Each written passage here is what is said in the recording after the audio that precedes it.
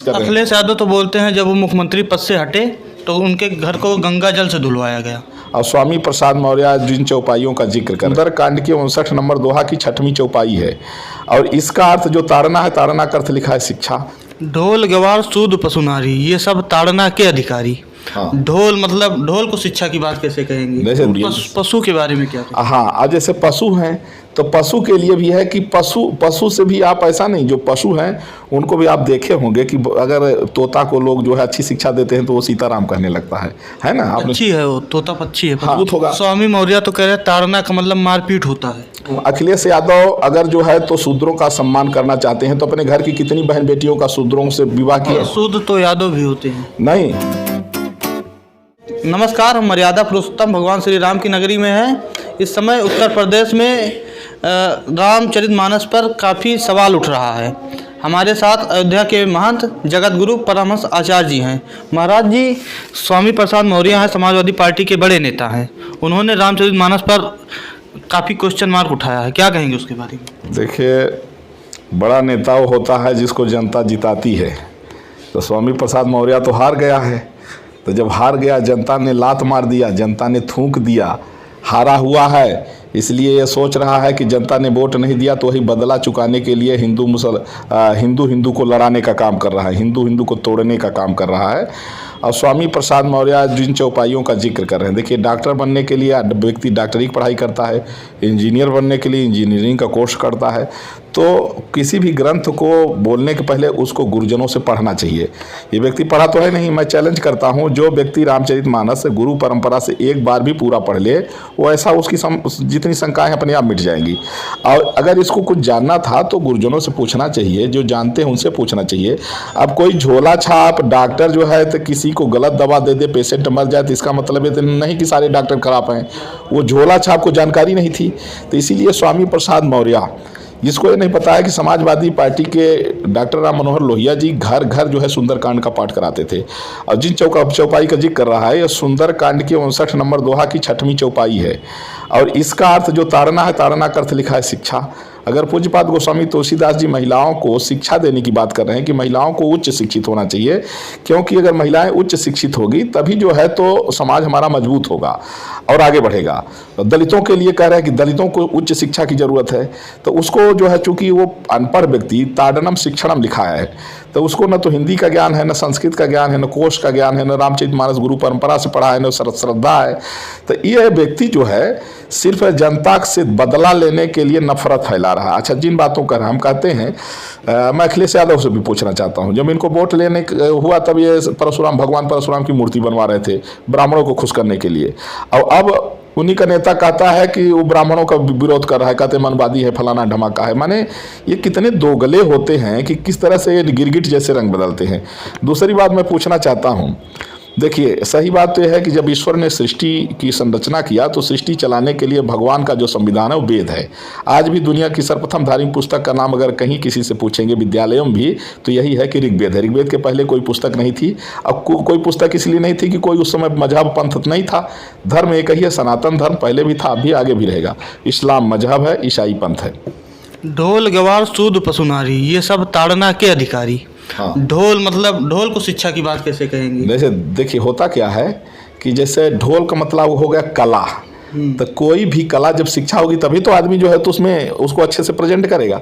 तो किसी भी कला को जानने के लिए उसकी गुरु परंपरा से शिक्षा जरूरी है। पशु के बारे में क्या? हाँ, अब जैसे पशु हैं तो पशु के लिए भी है कि पशु से भी आप ऐसा नहीं, जो पशु हैं उनको भी आप देखे होंगे कि अगर तोता को लोग जो है अच्छी शिक्षा देते हैं तो वो सीताराम कहने लगता है ना? आपने अच्छी है वो तोता पक्षी है। हाँ, अब पशुओं में भी आप देखते होंगे, मलेट्री में देख लीजिए और कहीं देख लीजिए, पशुओं को भी शिक्षा दी जाती है।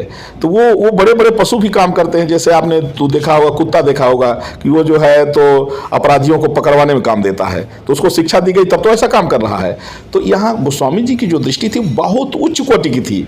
ढोल हो गया, गंवार का मतलब हो गया कि जो माने अशिक्षित व्यक्ति है उसको शिक्षा दो तो एक दिन अच्छा हो जाएगा। शूद्र को माने हो गया जो दलित समाज के लोग हैं, इनको शिक्षा दीजिए तो हमारा राष्ट्र मजबूत होगा। स्वामी मौर्य तो कह रहे हैं ताड़ना का मतलब मारपीट होता है। भाई, हम आपको दिखा रहे हैं, आपको यहीं दिखा रहे हैं, दिखाइए इस पर। ये रामचरितमानस पूज्यपाद गोस्वामी तुलसीदास जी लिखे हैं। अब देख लीजिए, हम नहीं लिखे हैं, ये देख लीजिए रामचरितमानस, हम खोल के आपको प्रमाण दिखा रहे हैं, प्रमाण दिखा रहे हैं। आप देख लीजिए, ये सुंदरकांड है, आप देख रहे हैं।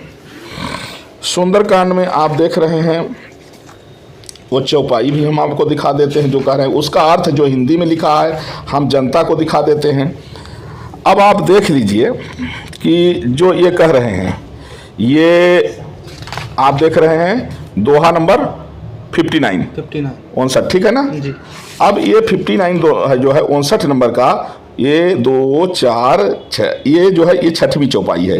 ढोल गमार शूद्र पशु नारी सकल ताड़ना के अधिकारी। अब इसका अर्थ क्या है? ढोल गमार शूद्र पशु और स्त्री, ये सब शिक्षा के अधिकारी हैं। देखिए लिखा है कि नहीं, शिक्षा लिखा है जी, इसमें लिखा है कि नहीं लिखा है, कि हम अभी लिख दिए हैं, पहले से लिखा है ये शिक्षा के अधिकारी हैं। तो अगर गोस्वामी जी उनके शिक्षा देने की बात कह रहे हैं कि इनके साथ में अच्छा बर्ताव किया जाए, सम्मानजनक बर्ताव किया जाए, इनकी जितनी अच्छी शिक्षा होगी ये उतनी अच्छे होंगे, तो इसका मतलब अगर स्वामी प्रसाद मौर्य को अगर संस्कृत का ज्ञान नहीं है, अगर हिंदी का ज्ञान नहीं है, अगर उन्होंने रामचरितमानस नहीं पढ़ी है, तो उनको पढ़ना चाहिए। और बिना पढ़े, ये सिर्फ एक ही बात मैं बता रहा हूँ, इसको जनता ने वोट नहीं दिया, हार गया है, तो इसलिए ये जनता से बदला चुकाने के लिए हिंदू को लड़ा रहा है। मैं आपको बताऊँ, तमाम ऐसे लाखों मुस्लिम जो है देश विरोधी नारा लगा चुके हैं। कभी भी सपा का आप बयान न सुने होंगे कि उनको ये कहे कि आतंकवादी हैं, लेकिन पंडित धीरेन्द्र के शास्त्री ने हिंदू राष्ट्र के लिए कह दिया तो वो उसको कहते हैं कि वो आतंकवादी हैं। इनकी जो है ये दोहरी राजनीति, दोगला लोग हैं। और दूसरी बात मैं चैलेंज कर रहा हूँ, अगर ये शूद्र को ये कहते हैं कि भाई वर्ण व्यवस्था ठीक नहीं है, शूद्रों का सम्मान होना चाहिए, हम भी कहते हैं। हमारे यहाँ देखिए अनटचेबिलिटी कभी नहीं थी। ब्राह्मण क्षत्रिय शूद्र वैश्य चारों भगवान के जो है 4 बेटे हैं, एक पिता के चारों संतान हैं, अनटचेबिलिटी कोई नहीं है। हाँ, एक बड़ा बेटा है, एक छोटा बेटा है, इस तरह से 4 बेटे हैं। मैं इनको बता दूं, अखिलेश यादव अगर जो है तो शूद्रों का सम्मान करना चाहते हैं तो अपने घर की कितनी बहन बेटियों का शूद्रों से विवाह किए हैं? दलित समाज से कितनी बहन बेटियों को विवाह किए हैं? शूद्र तो यादव भी होते हैं। नहीं, हमें कह रहे हैं शूद्र जो है ना, हम आपको बताएं, हर व्यक्ति ब्राह्मण है, हर व्यक्ति क्षत्रिय है, हर व्यक्ति वैश्य है, हर व्यक्ति शूद्र है। मैं आपको बता दूं, जिस समय व्यक्ति पूजा पाठ करता है उस समय वो ब्राह्मण है, जिस समय व्यक्ति जो है किसी की रक्षा करता है, सहायता करता है, उस समय व्यक्ति क्षत्रिय है, जिस समय व्यक्ति व्यापार करता है या व्यापारी कोई ऐसा काम करता है, 4 पैसा कमाता है, ईमानदारी से राष्ट्र की सेवा करता है, उस समय वो वैश्य है। जिस समय व्यक्ति जो है साफ सफाई करता है, चाहे नहाना धोना हो या अपने कपड़े की सफाई या कमरा की सफाई, उस समय व्यक्ति शूद्र है। तो ये जैसे भगवान से ही चारों पैदा हुए, हर व्यक्ति में ये चारों वर्ण विद्यमान है। तो इसलिए ये अनटचेबिलिटी की कोई बात नहीं है, सिर्फ हिंदू को लड़ाने की बात। मैं कह रहा हूँ कि जब कुरान में 27 ऐसी आयतें हैं जिसमें हिंदू गैर मुस्लिमों को हत्या करने की बात लिखी गई है, ये बात मैं नहीं कह रहा हूँ। ये मामला कुछ दिन पहले सब जानते हैं, सुप्रीम कोर्ट गया था और मुसलमान के द्वारा गया था और बाकायदा प्रूफ लेके गया था कि ये 27 आयतों के कारण मुसलमान आतंकवादी बने, इसको निकाल दो। किसी नेता में हिम्मत नहीं रही कि वो कह दें कि उसको निकाल दें या कुरान को कोई फाड़ दे, किसी की हिम्मत नहीं हुई। क्यों? ये सिर्फ हिंदुओं को ही निशाना क्यों बना रहे हैं? ये देश विरोधी जो ताकतें हैं, मैं आपको बता दूं, चाइना और पाकिस्तान ये देख रहा है कि भारत बहुत तेजी से आगे बढ़ रहा है और इसको रोका नहीं जा सकता है। और हिंदू जानते हैं, हिंदू जब बटा है तब हिंदू कटा है और हिंदू अब एकजुट हो रहा है।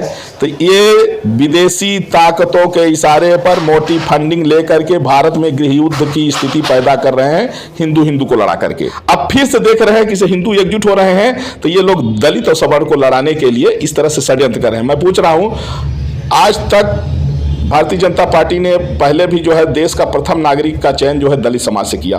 भारतीय जनता पार्टी ने अभी भी जो आदिवासी समाज से देश के प्रथम नागरिक का चयन किया। आदरणीय प्रधानमंत्री नरेंद्र मोदी जी खुद दलित के चरण में बैठ के सफाई कर्मियों का पैर धोए। इन सफाइयों को कौन मना किया है? ये कब धोएंगे पैर? ये दलित समाज का अगर सम्मान करना चाहते हैं तो ये लोग अखिलेश यादव धोएं पैर? मैं चैलेंज करता हूं, ये नहीं धो सकते हैं। ये सम्मान करें, उनकी पूजा करें, इनको कोई रोका तो नहीं है। अखिलेश यादव अपने घर की बहन बेटियों की शादी जो है तो किसी दलित को जाकर के पाँव पूछ करके दे दें। स्वामीनाथ मौर्य ने अपनी बेटी की शादी दलित से क्यों नहीं किया? मैं पूछना चाहता हूं। ये लोग दलितों से घृणा करते हैं, ये सिर्फ जो है तो चाह रहे हैं कि आपस में हिंदू को लड़ा के गृह युद्ध की स्थिति पैदा करके चीन और पाकिस्तान को, ये लोग चीन और पाकिस्तान से मोटी फंडिंग लेकर के इस तरह के देश को तोड़ने की साजिश कर रहे हैं। अखिलेश यादव तो बोलते हैं जब वो मुख्यमंत्री पद से हटे तो उनके घर को गंगा जल से धुलवाया गया। देखिए ऐसा है तो गंगा जल से धुलवाया गया। तो उनको भाई गंगा जल तो जानते हैं, गंगा जीने से मरने तक हमारे यहाँ गंगा जल। तो कोई घर क्या चाहे कि वहाँ लोग, अखिलेश यादव क्या चाहते हैं कि जहाँ ये रहे वहाँ जा करके जो टट्टी करें, लोग गंदगी करें। अरे सफाई स्वच्छ भारत अभियान है, गंगा जल से धुलवा दिया तो उनको तो और खुश होना चाहिए कि भाई बोले शूद्र हैं हम इसलिए हमारे साथ भेदभाव हुआ। भाई ऐसा गंगा नहाने से कोई शूद्र हो जाता है, और गंगा से कोई चीज़ धोया जाए तो और अच्छी बात है। इनकी बुद्धि दरअसल में बात यह है कि इनकी जो राजनीति है ये जातिवाद, परिवारवाद और तुष्टीकरण के उस पर धरातल पर टिकी हुई है। अब मोदी जी ने जो है तो राष्ट्रवाद की स्थापना कर दिया है। देश का बच्चा अब देश के लिए जीना और मरना चाहता है। अब देश में जो है ये नफरत की राजनीति का दौर खत्म होने जा रहा है। तो इनकी जो सियासत है वो डगमगा रही है, इसलिए ये इस तरह का जहर बोल रहे हैं। हम कहते हैं अखिलेश यादव क्यों नहीं कहते हैं कि जो देश विरोधी नारा लगाया जाए वो आतंकवादी है? क्यों नहीं कहा? आज तक तो क्यों नहीं कहा? अभी भी तो नहीं बोल सकता है। क्यों नहीं बोल सकता है? इसलिए कि क्योंकि ये जैसे स्वामी प्रसाद मौर्य क्यों नहीं बोला? हमने एक बार कहा बोल के दिखा दो कि जो देश विरोधी नारा लगा रहे हैं वो आतंकवादी हैं। इसलिए नहीं बोलता है क्योंकि वो मुसलमान को अपना पापा मानता है ना, मुसलमान की पैदाइश है, जिहादियों की पैदाइश है, इसलिए नहीं बोल रहा है। सिर्फ ये हिंदू को लड़ाने की इनकी राजनीति हो रही है। और ये नफरत का जो दौर ये लोग शुरू किए हैं, जनता सब समझ रही है और जनता इनको मुंहतोड़ जवाब दी है, तभी ये हारे हैं और आगे भी देगी। तो हम इस समय अयोध्या में थे और परमहंस आचार्य जी से रामचरितमानस पर जो स्वामी प्रसाद मौर्य ने सवाल उठाया था उस पर राय ले रहे थे। अगर आपको वीडियो पसंद आए तो चैनल को सब्सक्राइब कीजिए। बहुत बहुत धन्यवाद।